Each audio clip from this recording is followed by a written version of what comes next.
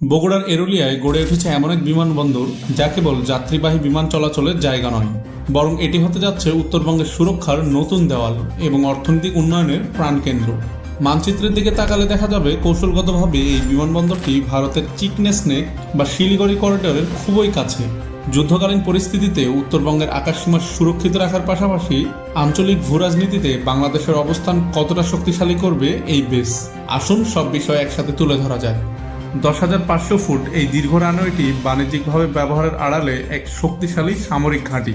এই রানওয়ে শুধু লম্বাই নয়, এর থিকনেস বা পেভমেন্ট ক্লাসিফিকেশন নাম্বার, যেটাকে ইঞ্জিনিয়ারের ভাষায় পিসিএন বলা হয়, সাধারণ বিমানবন্দরের চেয়ে এটার অনেক বেশি।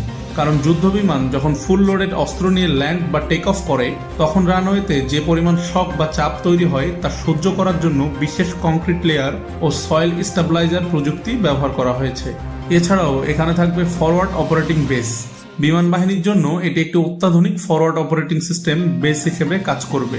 এখানে বোয়িং এর পাশাপাশি এয়ারবাস A350, C130J, এমনকি এয়ারবাস A400M এর মতো ভারী সামরিক বিমান অনায়াসে উঠানামা করতে পারবে। যমুনা সেতুর পূর্বে আগে কোনো ফাইটার বেস ছিল না। এই বিমানবন্দরটি যুদ্ধকালীন পরিস্থিতিতে জরুরি রিফুয়েলিং, রিআর্মিং এবং দ্রুত আকাশ প্রতিরক্ষা নিশ্চিত করতে সক্ষম হবে।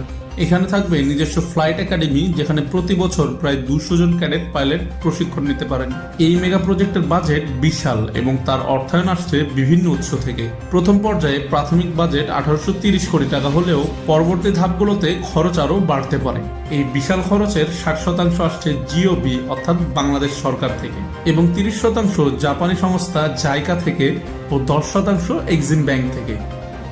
নির্মাণ পর্যায়ে 12,000 এবং অপারেশনের সময় 4,000 মানুষের সরাসরি কর্মসংস্থান হবে, যা উত্তর অঞ্চলের জিডিপিতে বড় প্রভাব ফেলবে। বগুড়ার আন্তর্জাতিক বিমানবন্দর দেশের সার্বভৌমত্বের এক নতুন গ্যারান্টি।